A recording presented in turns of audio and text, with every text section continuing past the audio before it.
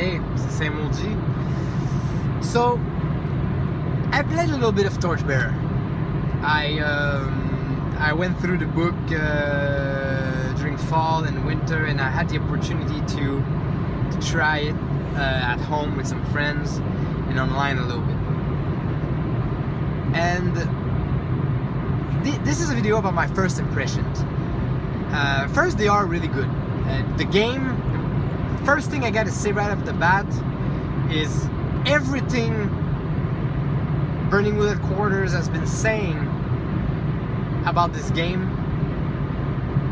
the game does it. It does it. So that's good. The fact that the way the game is promoted, the way the game is described in the book, in the promotion of it, it does exactly what it says it does, and it and it does it really well. So that's a sign of a strong game, a game that is well made for me. No bullshit of like you're gonna create nice collaborative adventure and you end up on the railroad with a GM, you know, like it says that you're gonna be grinding your life apart, that you're gonna have to take care of rations, you're gonna have to take care of the light, that it's gonna be really hard, that you're gonna be the scum of the earth, and you are, and it does it. So I really appreciate that fact. I really appreciate that fact about Torchbearer. Now that being said, since I was expecting it and I got it, I enjoyed it. You know, I had fun with it. I played and I GM a little bit, so I'm gonna tell both sides of the story. I gotta say right off the bat, I have this GM screen and I have the cards. So I had everything I needed to make it easier. You know, all kinds of cheat sheets, all the cards, you know, and the GM screen and all that. So I had everything to make it fluid and easier to follow. First thing, I gotta say, you know, I mean, without the cards and without the GM screen, it's gonna be hard, man. It's gonna be heavy. Because like the game it says there is lots of things that you need to keep track, like lots of things. It is part of the game. It is for some people it might be the reason why it's so fun. I like it. I find it fun. It's really it makes that game a really gamist game. It's really gamey. Like there is pieces and pieces that you move and to keep track of things. Now, there is a super heavy learning curve that comes with that, because it's not fluid for roleplay. And I'm gonna explain.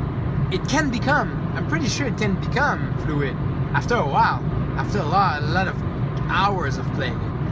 But in the early stages of you trying it, I mean, it's hard. The thing is that every time something happens, there might gonna be a roll involved. Every time there is a turn, there is a roll. You advance all your stuff. Like you advance, you use the component. You advance your light, and that's make you, you know, eventually get a condition every 4 turns and all that, like I explained in another video.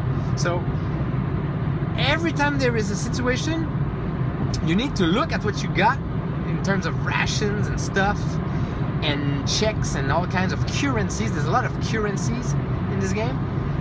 A couple currencies to keep track of. So every time something show up, you look at your sheet and you find a way to optimize. And this is a critique I have for this game, is the optimizing part. Takes away some agency. Because there is something that you do sometimes when you play a more traditional game, is that you use your agency as a player to make choices that are not optimal sometimes. concerning what you do with your gear, what you do with your decision making. But in Torchbearer, it is a life and death situation every time. So you don't want to make a odd decision. So for example, when you create your character, you start the game with fully pack of light and rations. Nothing else. You don't really want to use spaces for anything else that much, because otherwise you might not going to be able to go through the dungeon. You want your rations and your light, and you know, the decision between fresh ration or dry ration is kind of like obsolete, because you know, you look at the people in the party. Do you guys have cooking? No cooking. No fresh rations, takes too much place. Dry rations. Everybody pack up with water and dry rations, you know. And then some wine. Wine is kind of, you know, it's kind of awesome because it take away conditions. So you pack up with wine, and after a while, you know, everybody's kind of start the same. Your hands are full of stuff. Your pack is full of stuff. You cannot have that look of I want to travel light. I don't want to carry all this thing, because you're gonna be a burden and you might gonna die. So it's almost like it takes away all kind of aesthetics, you know, kind of little needy, you know, small, little greedy little details of I want to look like that, so I don't want to be traveling with torches in my hand, kind of thing. There's an argument that can be made about the fact that those slots are an abstraction of things, but at the same time the game is so precise that, is it really? Now that being said, so you start, let's say you swallow the pill and you go, let's do this, let's play the game. This is the way the game is designed, let's do it. So you pack up with all the stuff, everybody packs up pretty much the same. Have a little choices for your weapon, but not that much. And so you start, you go. Everybody, so now the light is off, take another light.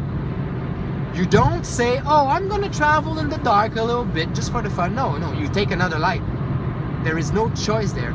Once your light is off after a couple turns, depending on the light you picked, you gotta take another one. You're not gonna go without light. You see, this is what I'm saying. By the fact that you go through that first wave of rolls, it grinds up your rations, take away your rations and your light sources, and that period of time that might take 75% of the dungeon or half of the dungeon, depending on what the GM puts in the dungeon, whatever, it ends up being just like a computer saying, you need light, you need food, you need light, you need food, you need light, you know what I'm saying? Like, because it takes away the light, takes away the food, so you want to take away that condition already, because you want to stay close to fresh. So it's just like you go through the motion. You know what I'm saying? Like the beginning of the game, you go through the motion, you eat that stuff, you drink that stuff, and you light that stuff. And then you reach a point where it becomes critical. Now this is where the tough decision comes in, and this is where the game starts being fun. And this is where the game becomes what it is, like tough decision making game about life or death situation of what kind of obstacles I'm gonna take on myself in order to make sure that the party survive. So we might not gonna use that light source right now because we have one now. So maybe we want to you go only on one light source, and you know. But at the beginning of the game, everybody goes through all their stuff until you reach that critical point. So the first part is really go through the motion. So switch your card, switch your card, switch your card. You know, move the turn tracker, roll the dice, move the turn tracker, switch the card, eat the ration, and tick all the time. Really, it's really optimizing, and this is what they call the grind. You know, the idea that you go through those conditions. You want to alleviate those conditions by doing that. You know, it's really optimal all the time. Really power, you know, not power gamey, but you know, you gotta be. So that's one thing that I was like, okay. So that's gonna be there even in a year. If I play every week, this principle embedded in the game mechanic and design is gonna be there all the time. Now, you can go over that for sure, because there is some good economy that helps you go around that. Because you need to shoot yourself in the foot. And the game is designed in a way that you want to go against yourself, because it gives you checks. That's the good part. This is where it's fun. Even though you want to optimize the way you use your stuff in order to be on top all the time of your conditions, you still have to go against yourself to get the checks. This is what the game is about. So this is where it's fun. This is why I still like it and I will play it. Because otherwise it would have to be just to go through the motion, and it's just, you don't have a lot of agency as a player, you know, because you feel like you have to do that. This is the logical choice. There is no other way around it. So Torchbearer has that in it, a little bit of that in it. And it's watered down by the idea of earning checks by hindering yourself. So you see there is that paradox, and the game is kind of structured around that difficulty. This challenging, rubbing against each other thing of, I gotta do this, I gotta give you the roll, I gotta give you the win, I need my check, so I gotta hinder myself. And so it's really well designed, you know, it's really tight game. I like it, I really like it. And so this is my first impression on Torchbearer. Now there is a couple things that I know I'm gonna learn by playing it, but for the beginner of the game, this is something to take in consideration. The game is based on another principle, which is called failing forward. And it's really important, because it's like failing a roll doesn't necessarily mean that you don't get what you were looking for. You might gonna get it, but the GM can give you a condition, or so if you want to have it, you gotta get that condition, or there can be a twist. You have it, but there's a twist. And finding a balance between giving a condition and inventing a twist on the fly for the GM can be tough at the beginning. I did the mistake of giving condition, which was grinding down the players like really bad, and it created that effect of when we reached the town, it was impossible to get over the condition. It was really hard, really hard. Not impossible, but really hard, in a way that it brought the game down, where the players were just really not shiny, not even a slice of shine. They were failing everything, but they were failing forward. All, you know what I'm saying?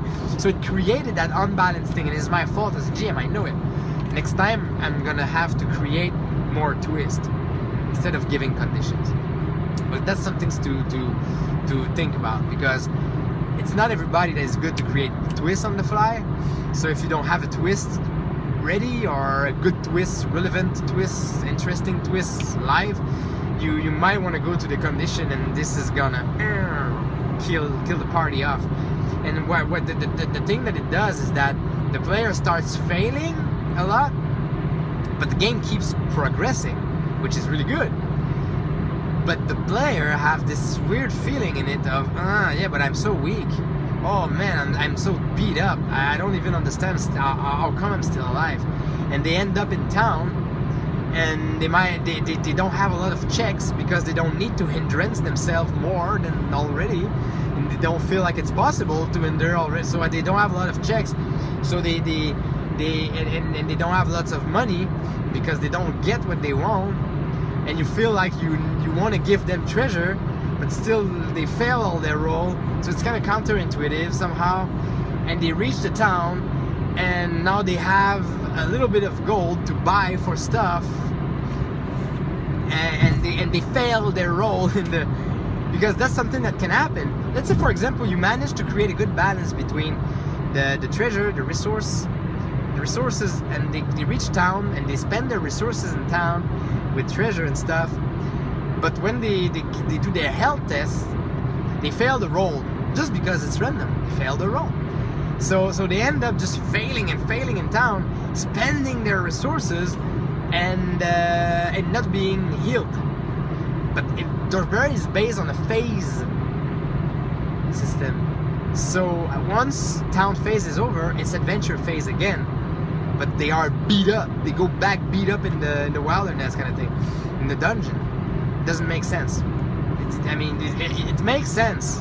It makes all kind of sense. But it's really bad. It's really hard. And so it's possible to heal up in town, even if you fail your roll, kind of thing. So you take some more, some more healing procedures, kind of thing, and you don't pay for it. Therefore, you don't have the resources. You don't pay for it.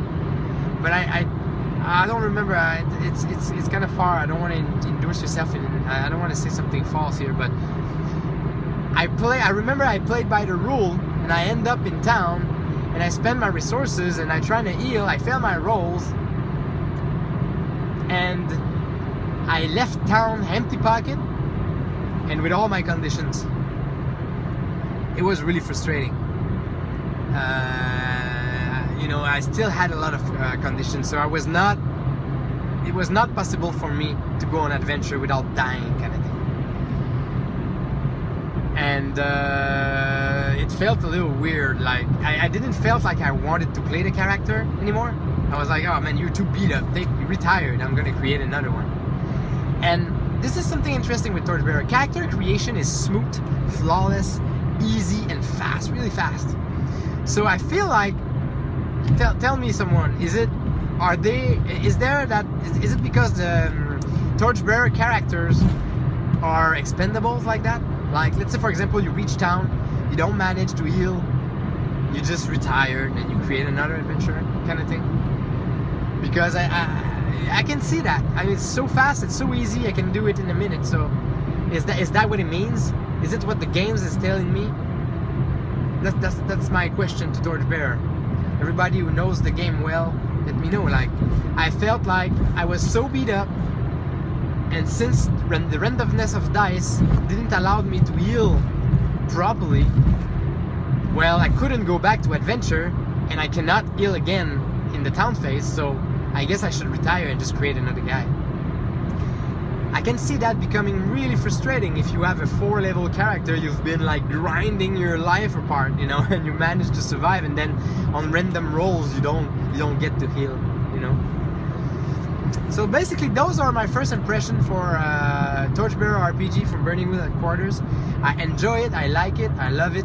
The cards and the GM screens for me are a must. I really liked the conflict where you drop the card like a card game. It creates a really good dynamic. I was asking myself, maybe they should create some of those cards for the conflict in Burning Wheel. That would be really nice to play the fight by dropping cards, or playing Duel of Wits by dropping cards. So anyway, thank you for watching.